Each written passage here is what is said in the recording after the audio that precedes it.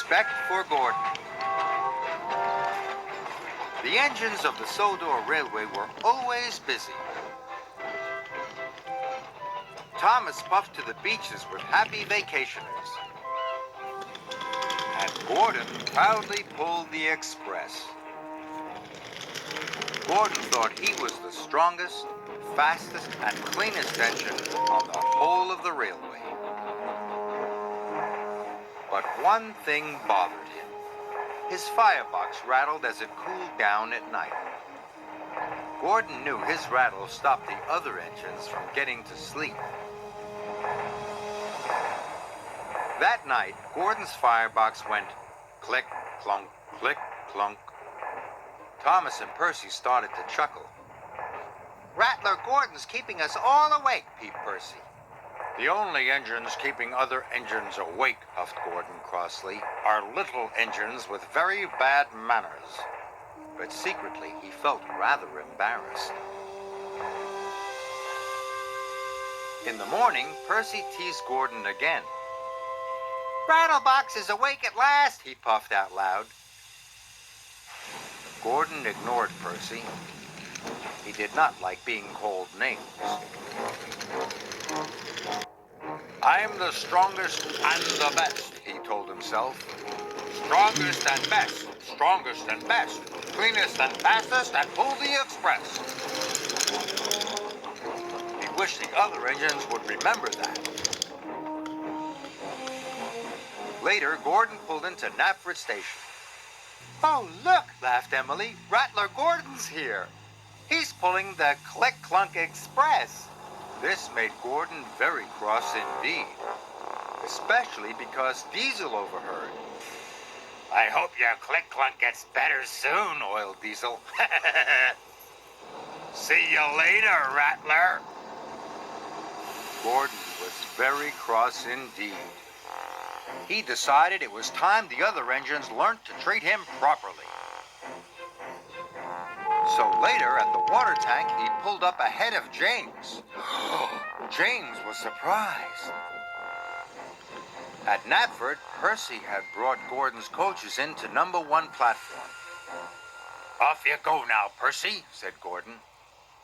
"#1 is my platform. Little engines shouldn't hang around." "You're a boastful, bossy, big blue boiler," Percy muttered to himself crossly. Later, Gordon told his friends to give a polite toot-toot whenever they saw him. "But why?" asked Thomas. He was very puzzled.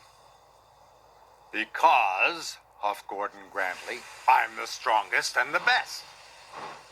He steamed away. "You can toot at him if you like," wished Emily, "but I'm not going to." Gordon steamed across the island. He felt very pleased with himself. He was sure the other engines would forget his clunk-click and treat him properly now. He saw Emily coming, listened for her toot-toot. But Emily didn't toot at all. This made Gordon very cross.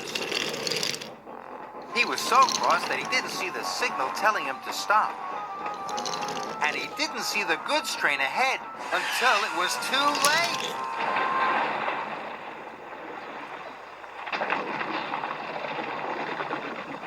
Luckily, no one was hurt. But Gordon came off the rails and he was covered in gooey red jelly. Oh! As Gordon waited to be put back on the rails, Percy arrived. "Hello, Gordon," peeped Percy. "I see you're not the cleanest engine anymore." Then James puffed up. "I don't think you'll be pulling the express for a while, Gordon," joked James. Finally, Thomas arrived. "Gordon's a mess, Gordon's a mess. He's the largest and jelliest," puffed Thomas cheekily. At last, Gordon was back on the rails. He felt very foolish indeed. Edward pushed him to the fitter's yard. Gordon had to stay at the fitter's yard for a long time. It was hard to get the jelly out of his engine. Emily and Henry took in turns to pull the express for him.